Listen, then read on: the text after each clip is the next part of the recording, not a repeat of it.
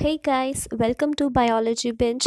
In this video lesson, you will be learning about mitosis, the equational division. But make sure that you have gone through the video of cell cycle, which is the part 1 of this video series, as there are many terms that you need to be clear about before you learn mitosis. So let's begin with this video lesson, that is mitosis, the equational division. So, before we see the definition of mitosis, you need to have a look on this diagram. ये cell cycle की diagram है और इसमें हमें cell cycle के different phases नज़र आ रहे हैं. जो ये पूरा वाला फेस है, this one is the interphase and this am it represents the mitotic phase. और यहाँ से हमें ये क्लियरली पता लग रहा है कि माइटोटिक फेस के बाद सेल दो सेल्स में डिवाइड कर रहा है. दैट मीन्स माइटोसिस वो फेज है जिसके बाद सेल की डिविजन हो जाती है into two daughter sales. So now let's see the definition of mitosis. Mitosis is the phase of cell cycle where the nucleus of the cell is divided into two nuclei with an equal amount of genetic material in both the daughter nuclei. That means mitosis वो phase है cell cycle का जब cell का nucleus दो daughter nuclei में divide हो जाता है और अपना genetic material इन दोनों nuclei में equal amount में divide कर देता है. और यही दो जो daughter न्यूक्लियाई हैं ये आगे दोनों डॉटर सेल्स में जाते हैं. So just to make sure कि equal amount of genetic material दोनों न्यूक्लियाई में हो और यही दोनों न्यूक्लियाई जो है आगे डॉटर सेल्स में जाएं, mitosis is there. So mitosis is that phase जहाँ पर सेल का न्यूक्लियस दो न्यूक्लियाई में डिवाइड हो रहा है और दोनों न्यूक्लियाई में equal amount of genetic material होगा. माइटोटिक डिवीजन G2 फेज के बाद आती है और इसके एक्सट्रीम बाद साइटोप्लाज्मिक डिवीजन हो जाती है and which is followed by the cell division. That is पहले G2 फेज आता है, फिर माइटोसिस का फेज आता है, फिर साइटोप्लाज्मिक डिवीजन होती है and ultimately the cell divides into two daughter cells. ये आपको इस इमेज से क्लियर होगा. ये माइटोसिस का फेज है, इसके बिल्कुल पहले है G2 फेज और इसके बिल्कुल बाद में क्या है, एक सेल जो है वो दो डॉटर सेल्स में डिवाइड हो रहा है. अब माइटोसिस की इम्पोर्टेंस क्या है? Mitosis is essential for the growth of the cells and replacement of the worn out cells. पहले तो ये हमारी ग्रोथ एंड डेवलपमेंट में इसका रोल है क्योंकि जितने भी हमारे सोमैटिक सेल्स हैं वो सब माइटोसिस से ही बनते हैं. तो माइटोसिस का मल्टी सेलुलर ऑर्गेनिजम्स में ये बहुत बड़ा रोल है कि ये ग्रोथ एंड डेवलपमेंट में इसकी इम्पोर्टेंस है. सेकेंडली रिप्लेसमेंट, जितने भी ओल्ड या वॉर्न आउट सेल्स हैं उन सबको रिप्लेस करने का ये एक मैकेनिज्म है. The third that is healing power. जितनी भी हमारी इंजरीज या वुंड्स हैं वो सब रिपीटेड माइटोटिक डिवीजन जब होगी उस वुंड के आसपास के जो सराउंडिंग हेल्दी सेल्स हैं उनकी माइटोटिक डिवीजन से हमारी इंजरीज हील होती हैं. तो जो इसका सबसे इम्पॉर्टेंस है इसकी वो यही है कि ये ग्रोथ एंड डेवलपमेंट में इसका रोल है, replacement of the old and Warne out sales and healing में इसका रोल रहता है. अब why it is called the equational division. Mitosis को इक्वेशनल डिवीजन इसीलिए कहा जाता है क्योंकि जब माइटोसिस के बाद सेल डिवाइड करता है तो जो दो नए सेल्स बनते हैं उनमें same number and kind of chromosomes होंगे जैसे कि पेरेंट न्यूक्लियस में प्रेजेंट थे. क्योंकि जो क्रोमोसोम्स हैं ना ही उनका नंबर चेंज हुआ है ना ही उनकी काइंड चेंज हुई है, इसीलिए हम इसे इक्वेशनल डिवीजन कहते हैं. Which is in contrast to meiosis जिसे हम रिडक्शनल डिवीजन कहते हैं. अब माइटोसिस से पहले सेल में कैसी चेंजेस आती हैं या उससे पहले सेल किस फेज़ में होता है? तो माइटोसिस से पहले जो सेल है वो एक ग्रोथ फेज़ में रहता है and this growth phase is known as the interphase. It is the phase of growth and synthesis. Interphase के आगे तीन फेजेस है, G1 फेज़ है, S फेज़ है एंड G2 फेज़ है. इन तीनों फेजेस के बारे में डिटेल में बताया गया है in the video of cell cycle. यहाँ हम इसके बारे में ब्रीफली बात करेंगे. जो G1 है इसे growth phase, first growth phase कहते हैं या प्री सिंथेटिक फेज कहते हैं क्योंकि ये डीएनए सिंथेसिस के पहले वाला फेज है. जो एस फेज है इसे हम सिंथेटिक फेज कहते हैं क्योंकि ये वो फेज है जहाँ पर जो डीएनए है उसका डबलिंग होती है, दैट इज़ डीएनए सिंथेसिस होती है. और जो G2 फेज है ये डीएनए सिंथेसिस के बाद वाला फेज और माइटोसिस से पहले वाला फेज है और इसे हम सेकेंड ग्रोथ फेज भी कहते हैं या पोस्ट सिंथेटिक फेज फेस भी कहते हैं। ये वाला जो फेस है ये सेल को प्रिपेयर करता है सेल डिवीजन के लिए। This can be seen in this diagram. ये है G1 फेस, ये S फेस है और ये G2 फेस है और ये तीनों मिलकर इंटरफेस बनाते हैं। और इंटरफेस लॉन्गेस्ट फेस है सेल साइकिल का, और इंटरफेस के बाद जो सेल है वो माइटोटिक फेज में एंटर कर जाता है और उसके बाद अल्टीमेटली जो सेल है वो दो डॉटर सेल्स में डिवाइड हो जाता है। Now before we discuss mitosis in details, ऐसी बहुत सारी टर्म्स हैं जिनके बारे में आपको क्लियर होना चाहिए जो कि हम माइटोसिस में यूज़ करने वाले हैं। तो सबसे पहले तो आपको क्रोमोसोम के बारे में पता होना चाहिए कि क्रोमोसोम क्या है। तो chromosome is a long DNA molecule with the part और all the genetic material of an organism. ये क्रोमोसोम की डायग्राम है। This is one chromosome. जो यूकैरियोटिक क्रोमोसोम्स हैं वो यूजुअली होते क्या है, DNA is packed within the histones and the chaperone proteins. जब डीएनए कंडेंस्ड हो जाता है तो वो क्रोमोसोम की फॉर्म में आ जाता है। डीएनए, क्रोमैटिन और क्रोमोसोम, इन तीनों के डिफरेंस के बारे में न्यूक्लियस में एक्सप्लेन किया गया है। तो बेसिकली यहाँ पर हम सिर्फ क्रोमोसोम टर्म यूज़ करने वाले हैं। इस डायग्राम में ये एक क्रोमोसोम दिखाया गया है। एस फेज से पहले, दैट इज़ डीएनए सिंथेसिस से पहले, हमारे पास सिर्फ क्रोमोसोम का ये एक हाफ होता है और डीएनए सिंथेसिस के बाद ये दो हाफ्स अवेलेबल होते हैं। That means DNA synthesis, that is during the S phase, DNA की रेप्लिकेशन होती है। दैट मीन्स इसकी दो कॉपीज़ बन जाती हैं और ये दोनों कॉपीज़ इस तरह से एसोसिएटेड रहती हैं। इन दोनों को हम क्रोमेटिड्स कहते हैं। And two chromatids of the same chromosome we call them sister chromatids. ये जो दोनों सेगमेंट्स हैं, these are the chromatids and ये एस फेज के बाद अवेलेबल होंगे। Centromere is this central part जहाँ पर ये दोनों क्रोमेटिड्स एक दूसरे के साथ जुड़े हुए हैं। जो ऊपर वाली आर्म्स हैं वो शॉर्ट हैं तो हम उन्हें शॉर्ट आर्म कहते हैं, और जो नीचे वाली आर्म्स हैं वो लॉन्ग हैं तो हम उन्हें लॉन्ग आर्म्स कहते हैं। So this is how a single chromosome looks like and how the double chromosome looks like. This one is the phase we see prior to the S phase, and this stage is the one we see after the S phase, that is after the DNA synthesis has been completed during the S phase. तो replication होने के बाद इसी part की एक duplicate copy बन जाती है जो इसी के साथ अटैच्ड रहती है वाया सेंट्रोमियर। इन दोनों को हम सिस्टर क्रोमैटिड्स कहेंगे and this is a complete chromosome. Now before entering mitosis, cell की स्टेट क्या है? पहली चीज़ तो ये कि जो सेल है वो लेट G2 फेज़ में होगा बिफोर एंटरिंग द माइटोसिस, और इस फेज़ तक उसने अपना डीएनए मटेरियल कॉपी कर चुका है। उसकी अब 2 कॉपीज़ अवेलेबल होंगी एक ही सेल के अंदर। There will be 2 copies of the same DNA. That means जो क्रोमोसोम्स हैं वो कंप्लीट होंगे, डबल होंगे, उनमें सिस्टर क्रोमैटिड्स अवेलेबल होंगे। दैट मीन्स इस फॉर्म में जो हमारे पास क्रोमोसोम्स अवेलेबल होंगे लेट G2 फेज़ में, दैट इज सिस्टर क्रोमैटिड्स होंगे जो कि एक दूसरे के साथ अटैच्ड होंगे एक सेंट्रोमियर पर। और फिर जो क्रोमोसोम्स हैं वो अभी डीकंडेंस्ड फॉर्म में होंगे। दैट मीन्स बहुत ही टाइटली पैक्ड नहीं है, कंपैक्ट फॉर्म में नहीं है, लूज थ्रेड्स की तरह है, लॉन्ग और स्ट्रिंगी होंगे। देन जो एनिमल सेल है उसके अंदर माइटोटिक स्पिंडल की फॉर्मेशन के लिए एक बहुत ही इंपॉर्टेंट ऑर्गेनल है which is known as the centrosome. उसके साथ एसोसिएटेड सेंट्रोल होंगे। ये जो ऑर्गेनल है इसका रोल रहेगा इन सिस्टर क्रोमैटिड्स को एक दूसरे से सेपरेट करने में, क्योंकि जब न्यूक्लियाई डिवीजन होनी है तो जो एक एक कॉपी है उसने दोनों न्यूक्लियस में जाना है। तो जो सेंट्रोजोम है उसका रोल रहेगा सिस्टर क्रोमैटिड्स को एक दूसरे से सेपरेट करने में। प्लांट सेल्स में सेंट्रोसोम्स और सेंट्रियोल्स एब्सेंट है। वहाँ पर एक माइक्रोट्यूब्यूल ऑर्गेनाइजिंग सेंटर होगा जिसका रोल यही रहेगा सिस्टर क्रोमैटिड्स को अलग करने का, बट सेंट्रोसोम्स और सेंट्रियोल्स नहीं होंगे, माइक्रोट्यूब्यूल ऑर्गेनाइजिंग सेंटर होगा।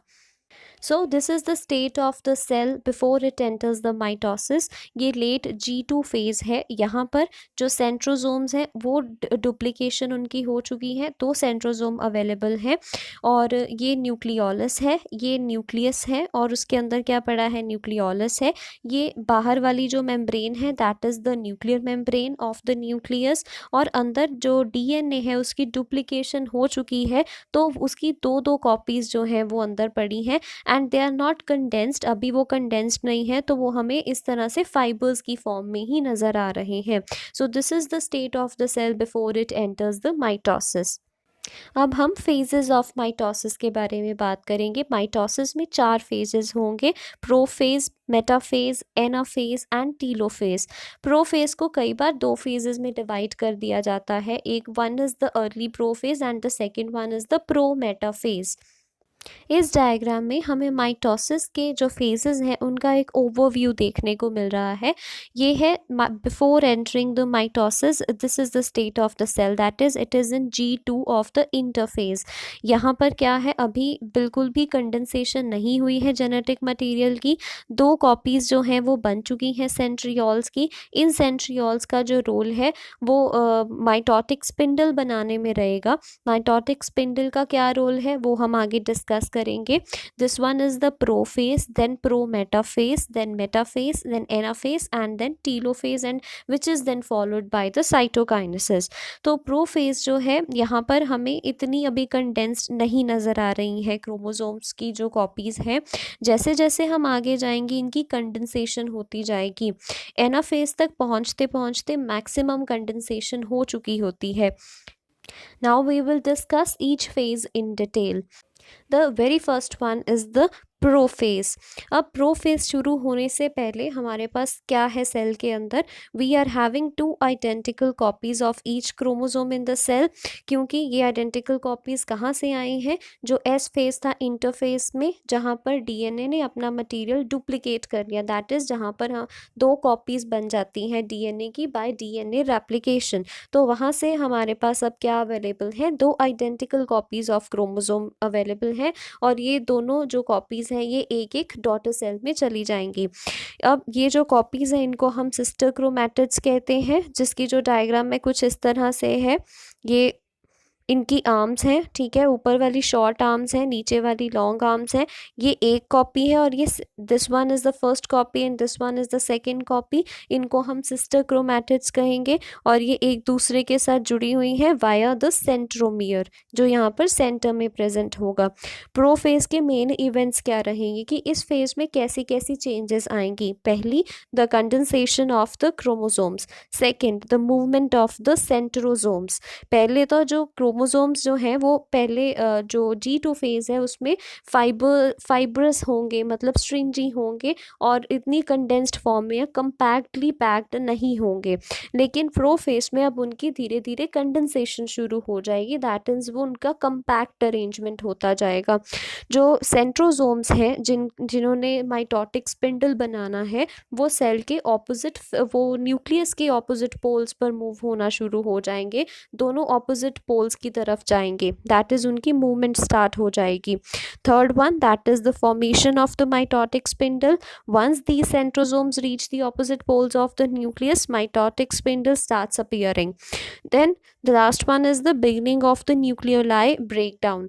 अब यहाँ पर और क्या चेंजेस आएंगी, दैट इज़ जो न्यूक्लियोलस है न्यूक्लियस का, अब उसका ब्रेकडाउन होना शुरू हो जाएगा. क्योंकि अभी इस टाइम पर वो राइबोसोम असेंबली में पार्ट नहीं ले रहा है, क्योंकि जो सेल की सारी एनर्जी है इस टाइम पे वो सेल डिवीजन पर कंसंट्रेटेड है. तो एक बार जो बाकी मेटाबॉलिक प्रोसेसेस हैं उनमें थोड़ा सा हॉल्ट आ जाता है, ताकि जो सारी एनर्जी है वो सेल डिवीजन पर लगाई जा सके. तो अभी न्यूक्लियोलस का कोई काम नहीं है, तो उसका ब्रेकडाउन होना शुरू हो जाएगा. तो ये मेन इवेंट्स थे प्रोफेज के, कि प्रोफेज में कैसी चेंजेस आएंगी. अब ये इस डायग्राम से आपको क्लियर होगा कि इसमें कैसी कैसी changes I. The first thing क्या हुई थी, दैट इज़ कि जो क्रोमोसोम्स हैं उनकी कंडेंसेशन स्टार्ट हो गई. G2 फेज में ये हमें फाइबर्स की तरह नज़र आ रहे थे, लेकिन अब यहाँ पर ये क्या हो गए हैं, कंडेंस हो गए, थोड़े कंपैक्टली पैक्ड हो गए हैं. The second was the movement of the centrosomes. G2 phase में दोनों सेंट्रोसोम्स एक ही तरफ पड़े थे जहाँ पर उनकी डुप्लीकेशन हुई थी.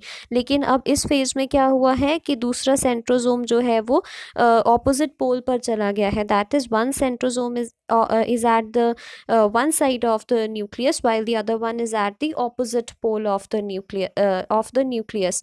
The third thing, न्यूक्लियोलस जो है अब उसका ब्रेक डाउन हो चुका है, और जो न्यूक्लियर एनवेलप है अब उसका ब्रेक डाउन स्टार्ट हो चुका है, क्योंकि जो ये क्रोमोसोम्स हैं अब इन्होंने ऑपोजिट डायरेक्शन में मूव होना शुरू होना है, तो न्यूक्लियर एनवेलप की यहाँ ज़रूरत नहीं है क्योंकि इन्होंने बाहर निकलना है। तो अब न्यूक्लियर एनवेलप का भी ब्रेक डाउन होना स्टार्ट हो गया है। तो ये वो चेंजेस हैं जो हमें प्रोफेस के टाइम पर नज़र आएंगी।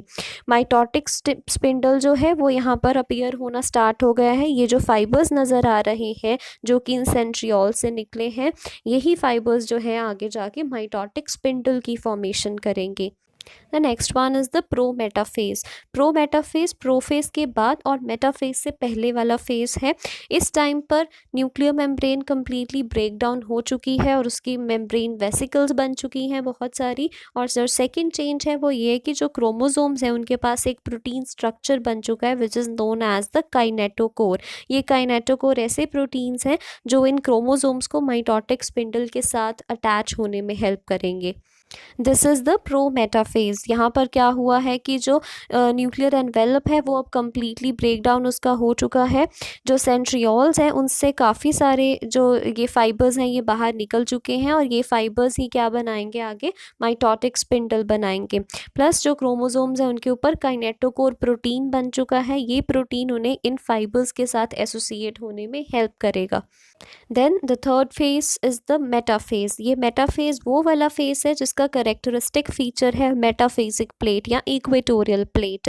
मेटाफेजिक प्लेट क्या है और कैसे बनती है ये हम देखते हैं। मेटाफेज में और क्या चेंज आई है कि जो क्रोमोसोम्स हैं उनकी कंडेंसेशन और ज़्यादा हो चुकी है। जो मैक्सिमम कंडेंसेशन है वो हमें एनाफेज में देखने को मिलती है। यहाँ पर जो क्रोमोसोम्स हैं उनकी एक अलाइनमेंट हो गई है। They are aligned at the equator of the cell, और वो इक्वी डिस्टेंट होंगे सेल के दोनों एंड से। यहाँ पर जो इसका स्पेसिफिक फीचर है वो है मेटाफेजिक प्लेट या इक्वेटोरियल प्लेट। तो ये एक तरह की एक इमेजिनरी लाइन है। हमें लगता है कि जो क्रोमोसोम्स है वो अलाइंड है एक प्लेट पर, और ये जो प्लेट है ये उन्हें इक्वी डिस्टेंट बना रही है from the two centrosome poles. This can be seen in this diagram. ये इस तरह से एक प्लेन पर अलाइन हो गए हैं, और ये जो प्लेन है इसे हम मेटाफेजिक प्लेट कहते हैं या इक्वेटोरियल प्लेट कहते हैं। ये सेंट्रियोल्स हैं। अब इनके साथ इनके जो फाइबर्स हैं माइटोटिक स्पिंडल के, ये एसोसिएट होना शुरू हो चुके हैं, और यहाँ पर क्रोमोसोम्स की कंडेंसेशन और ज़्यादा इंक्रीज हो चुकी है। The next phase is the anaphase. तो जो एनाफेज है अब ये वो स्टेज होगी माइटोसिस की जहाँ पर क्रोमोसोम्स की मैक्सिमम कंडेंसेशन हो चुकी है।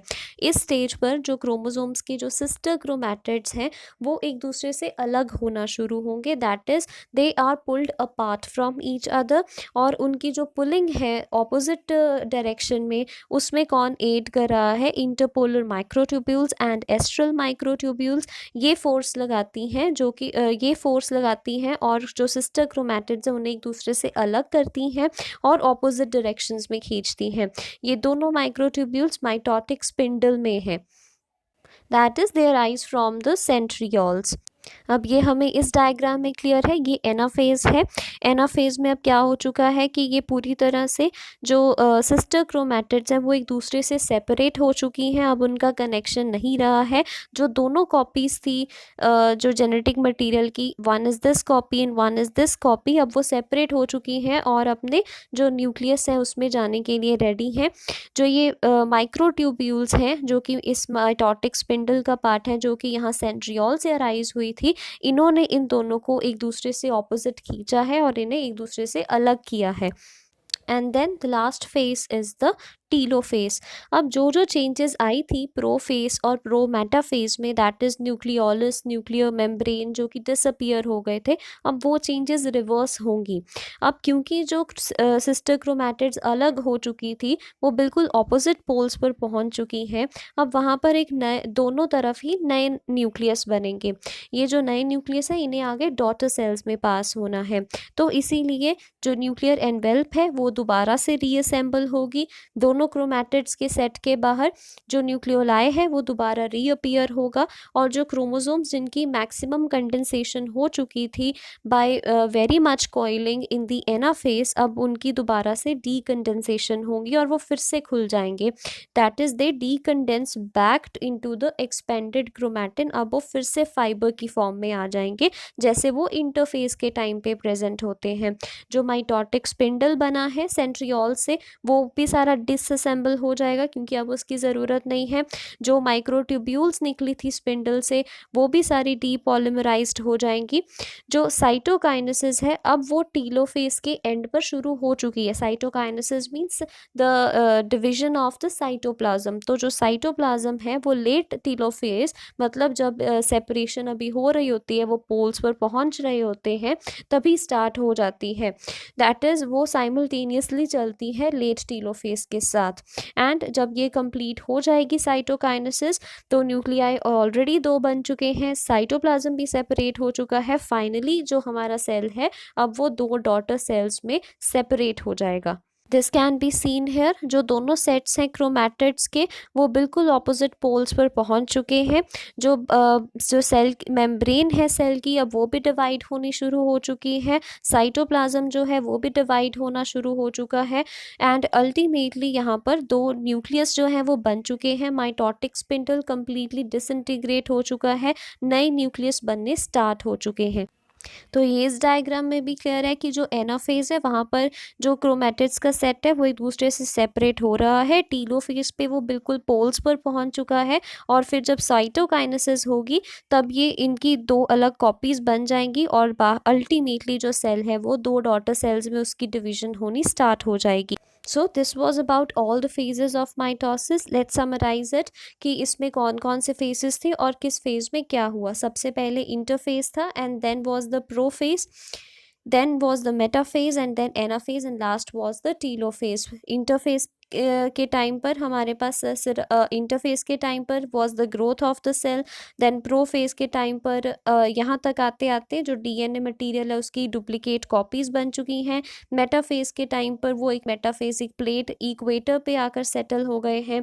एनाफेजिक प्लेट पे सिस्टर क्रोमैटिड्स एक दूसरे से सेपरेट हो गए हैं। एंड टीलोफेज पे अल्टीमेटली वो ऑपोजिट पोल्स पर पहुंच चुके हैं, and they are followed by cytokinesis, and ultimately the cell divides into the 2 daughter cells. So this was all about the mitosis.